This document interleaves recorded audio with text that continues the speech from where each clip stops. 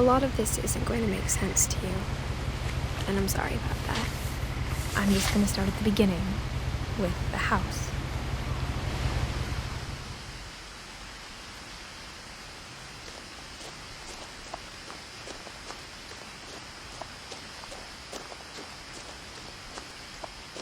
I lived here until I was 11, but I wasn't allowed inside half the rooms.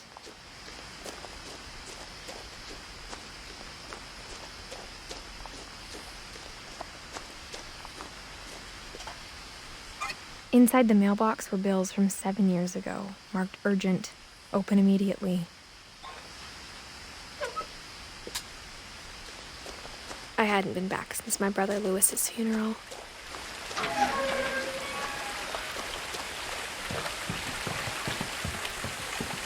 In her will, my mother left me a key, but didn't tell me what it unlocked. Maybe she thought I'd know. Or she thought that the mystery would be enough to bring me back.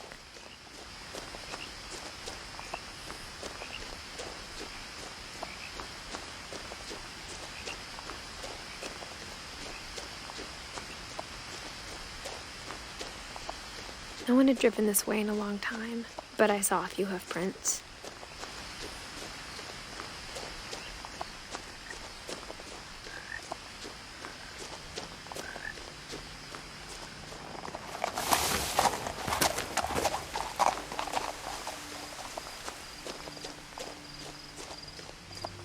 The truth is, even after I inherited the house, I never thought I'd come back to it.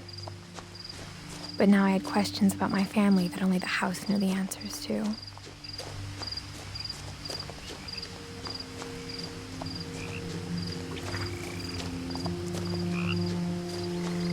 The house was exactly like I remembered it, the way I'd been dreaming about it.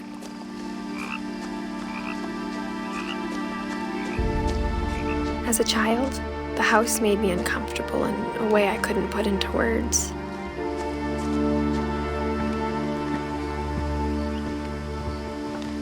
Now, as a 17-year-old, I knew exactly what those words were. I was afraid of the house.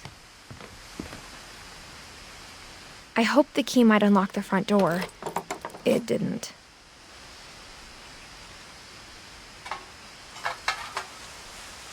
Looking in, I felt like the house itself had been waiting for me.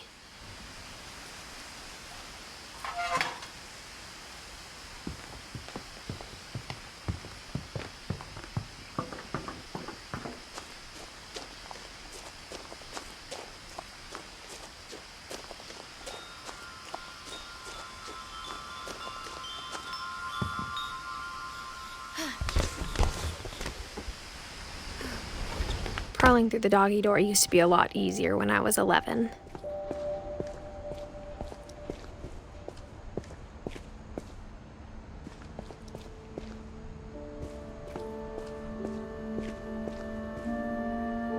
The power had been turned off the night we left. For the first time in years, I felt like I was home. But instead of a family, there were just memories of one.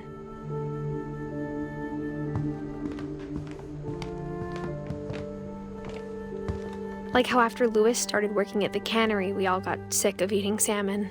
Except our cat, Molly. Nothing in the house looked abnormal. There was just too much of it, like a smile with too many teeth.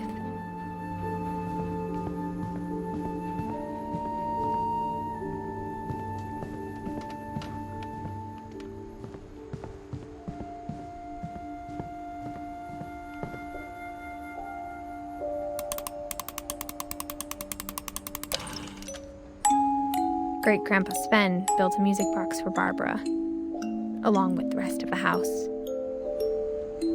Mom always told me to stay out of the basement, so I wasn't too surprised when the key didn't fit.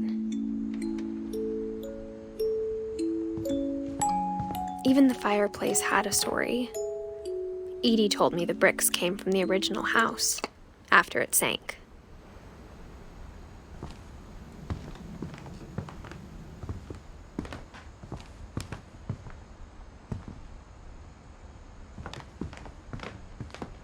table was still a wreck from the night we left.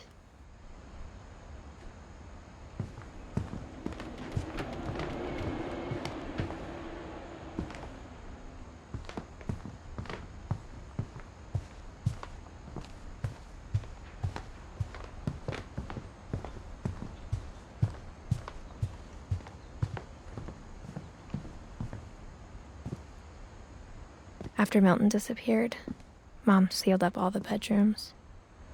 Then Edie retaliated and drilled peepholes.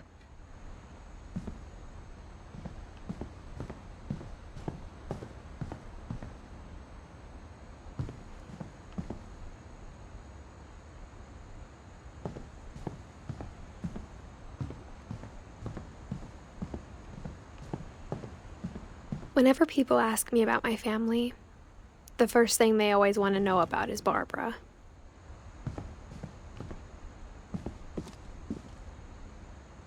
Mom must have locked the third floor stairs on the night we left.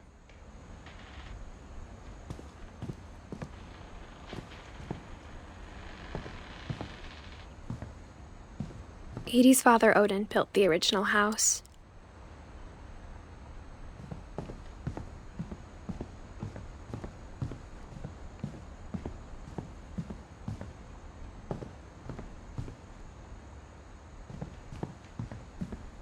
I spent a lot of time playing in Great Uncle Walter's room. I think my mom sometimes regretted not sealing it up. Lewis told me there were secret passages, but I never believed him.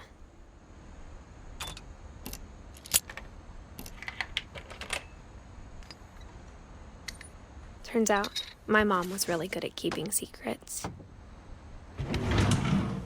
Now it was time to find out what my mom had been afraid of.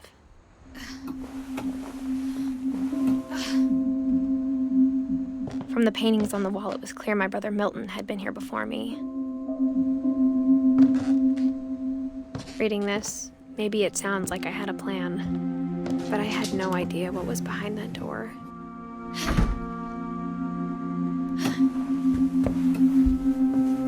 Just like I had no idea where all this was gonna lead.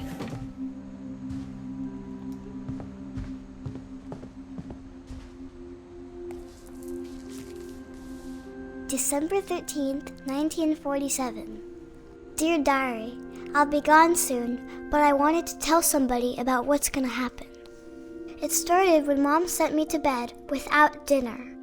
I woke up and I was starving, so I looked around for something to eat.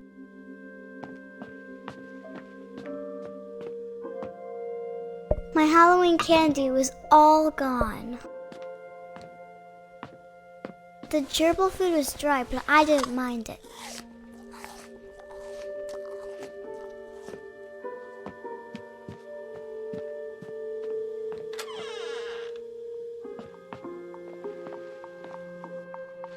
I kept eating and eating.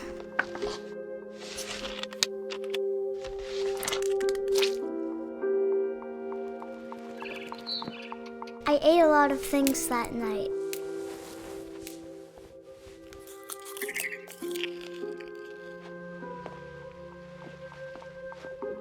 Then I heard chirping outside my window. It was a barn swallow going back to her nest. I reached out for her.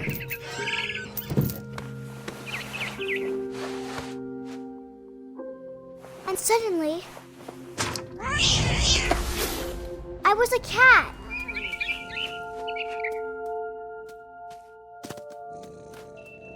I tried to be quiet, but the bird was really scared.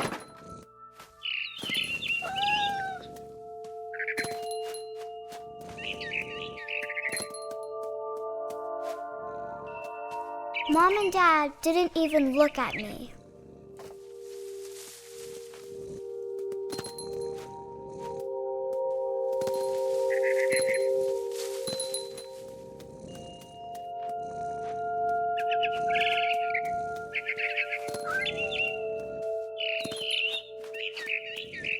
I jumped and I almost got her.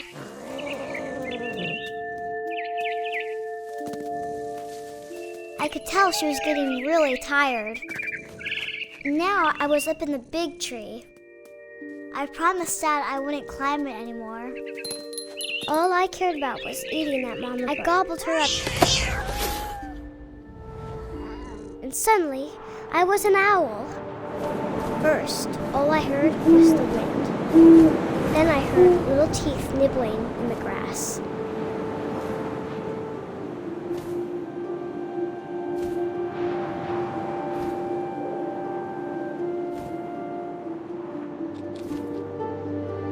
Rabbits.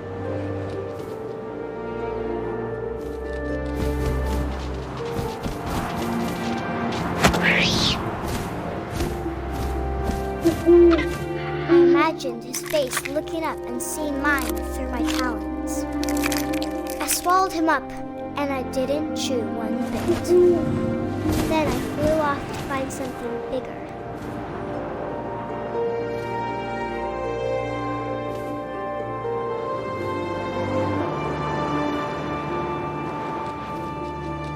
A mama rabbit.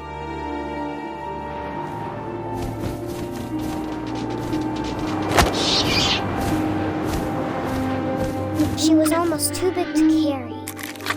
I started choking, but I couldn't stop eating. And suddenly, I was a shark.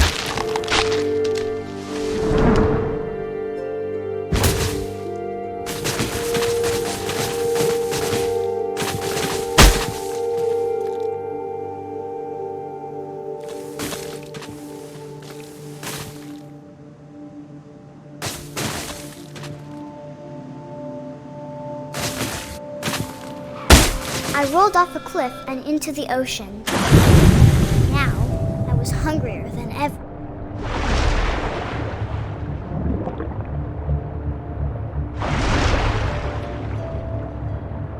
I wanted fat, juicy seals.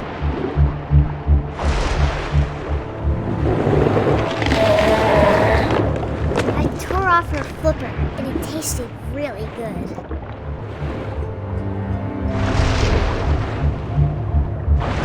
On tight.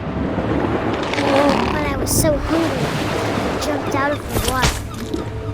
When I opened my eyes, everything had changed.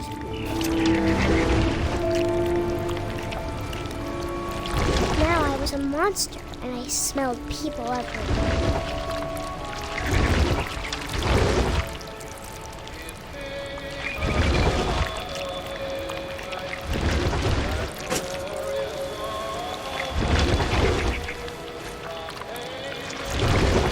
I was big, but I moved real quiet.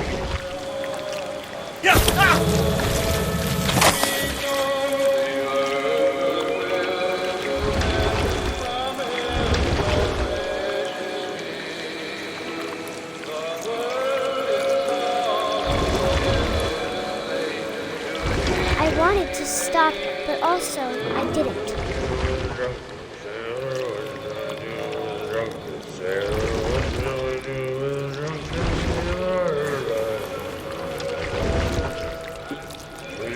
Belly with a rusty, his belly with a rusty, his belly with a rusty razor.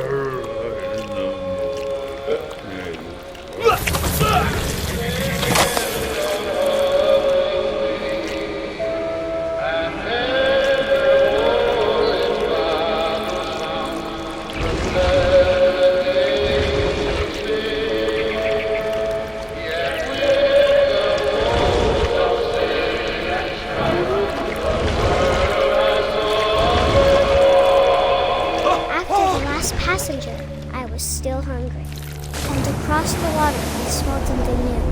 Something I had to have, so I swam towards it.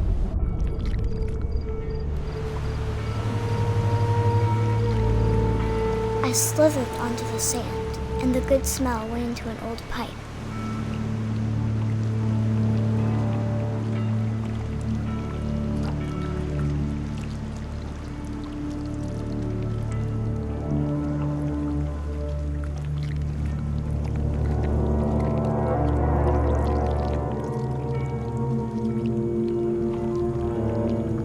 I got closer and closer.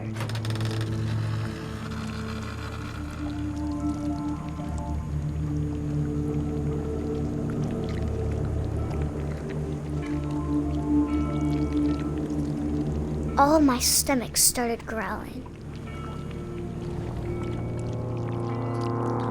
And suddenly, I was me again. I held my breath for a long time, but I couldn't hear anything. I think it's waiting for me to fall asleep. But it's not going to wait much longer. It needs to feed, and we both know I will be delicious.